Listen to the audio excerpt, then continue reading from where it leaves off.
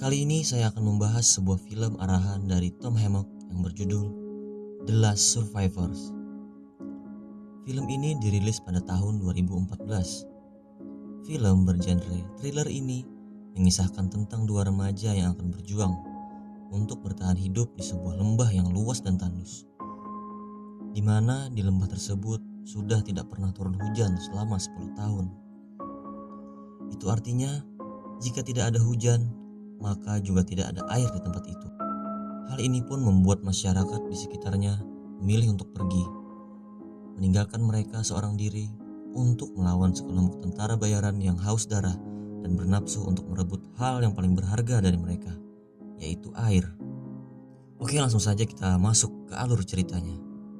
Di awal, film ini memperlihatkan rumah di sebuah lembah yang kering, di mana keadaan rumah tersebut sudah dalam keadaan sangat berantakan. Tokoh utama dalam film ini adalah seorang wanita cantik, namanya Kendall. Terlihat dia sedang mengawasi sesuatu dari kejauhan dengan menggunakan teropong yang dimilikinya. Lalu, dengan sangat hati-hati, dia menuju ke sebuah gudang yang ternyata di gudang tersebut ada sebuah pompa air. Kemudian, dia gunakan untuk mengisi air ke dalam toples kaca miliknya. Setelah kembali, ternyata Kendall tidak sendiri. Dia tinggal bersama seorang laki-laki berambut panjang, namanya Dane. Namun jika diperhatikan, wajah Dane tampak sedikit pucat. Selang beberapa saat, Kendall pergi ke sebuah tempat yang tak jauh dari rumahnya. Sampainya di sana, dia menaruh air untuk diberikan kepada Albie. Ya, Albie adalah seorang bocah yang masih bisa bertahan hidup di tempat tersebut. Keesokan harinya, ketika Kendall ingin keluar rumah, dia dikejutkan karena tiba-tiba ada seorang wanita di sekitar rumahnya. Sontak saja, dia langsung menodongkan senjata yang dia miliki ke arah wanita tersebut. Wanita ini bernama Skye. Terlihat dia mengalami luka di kakinya. Hal itu pun membuat Kendall merasa iba kepadanya. Lalu dia memberikan air kepada Skye. Tak lama berbincang, ternyata Skye ingin menemukan adiknya yang berada di sisi lain dari lembah tersebut. Karena dengan keadaan sangat haus, Skye hanya perlu air agar dia bisa melanjutkan perjalanannya. Di waktu yang bersamaan, mereka berdua mendengar suara tembakan yang sangat keras. Setelah dicari tahu di mana suara itu berasal, terlihat ada dua orang pria yang sedang ditembak. Melihat hal tersebut, Kendall menyuruh Skye untuk segera pergi. Tak lupa dia memberikan sebuah pisau lipat untuk melindungi diri jika terjadi sesuatu di perjalanannya. Tak lama Kendall bertemu dengan salah satu temannya yang bernama Gabriel. Pria ini juga salah satu yang masih bisa selamat, dan dia tinggal di sebuah rumah peternakan di sekitar lembah tersebut bersama beberapa orang keluarganya. Gabriel memberitahukan bahwa dia menemukan puing sebuah mobil di luar dekat pabrik pompa air. Mungkin mereka bisa menemukan sesuatu di sana.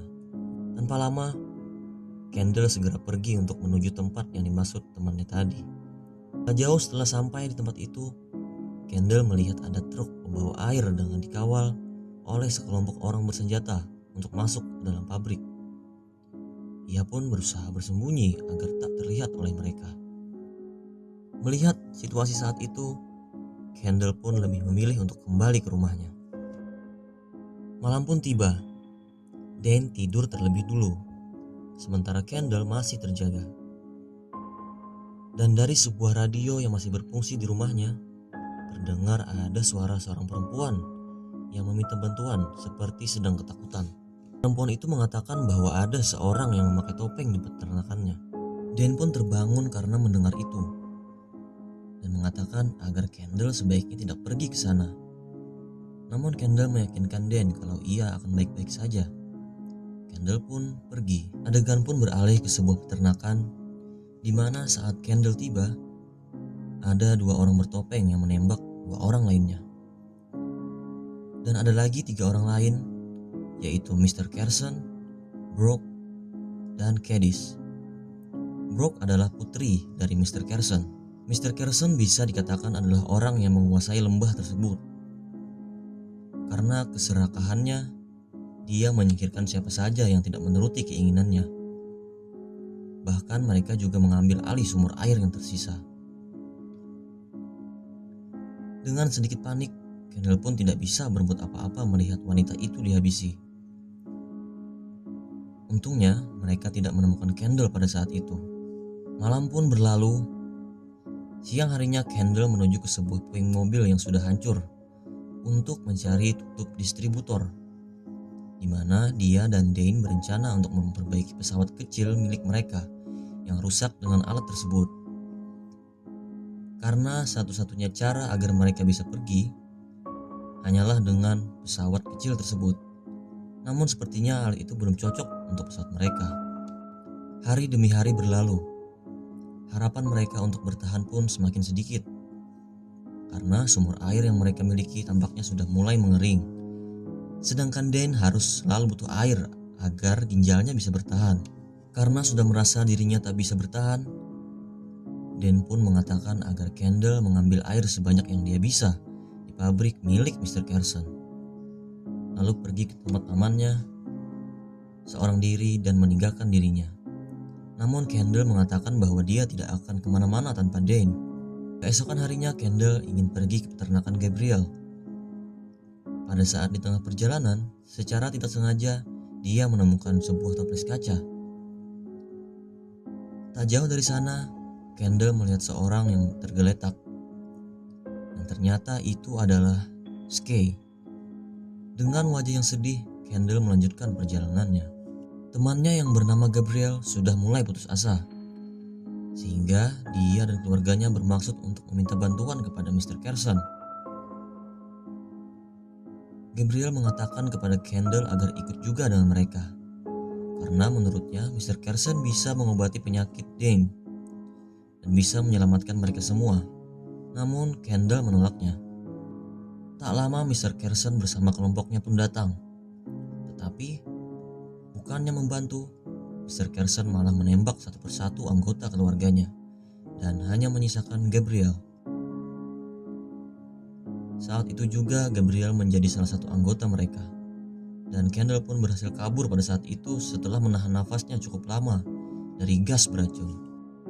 Adegan berlanjut ke pertarungan Kendall dengan seorang pria bertopeng, yang dimana itu adalah orang suruhan Mr. Carson. Awalnya Kendall dibuat setengah tak sadarkan diri. Namun dengan kemampuannya dan juga senjata yang dimilikinya, dia mampu bertahan dan menghabisi pria bertopeng tersebut. Singkat cerita, Kendall dan Dane merencanakan sesuatu agar bisa mengambil penutup distributor dari rongsokan mobil yang berada di dekat pabrik Mr. Carson. Dengan pengalih perhatian yang sangat cerdik, Kendall pun berhasil mengambil alat tersebut. Mereka berdua pun sangat senang, karena ternyata alat itulah yang mereka cari-cari selama ini. Dan mereka memutuskan untuk segera pergi dari tempat itu. Dan mereka juga berencana akan membawa Albie untuk ikut bersama mereka. Saat Kendall ingin menuju ke gudang, dia bertemu lagi dengan 3 orang yang sedang kehausan, di mana salah satunya adalah seorang wanita. Tanpa sedikit pun curiga, Kendall kembali memberikan sedikit air kepada mereka, meskipun persediaan air mereka sudah sangat sedikit. Lalu 3 orang tersebut pergi, dan benar saja, mereka memang punya niat yang jahat dari awal, yaitu ingin merebut pompa air milik Kendall. Salah satu dari mereka pun secara diam-diam memukul Kendall, sehingga hal itu pun membuat Kendall pingsan.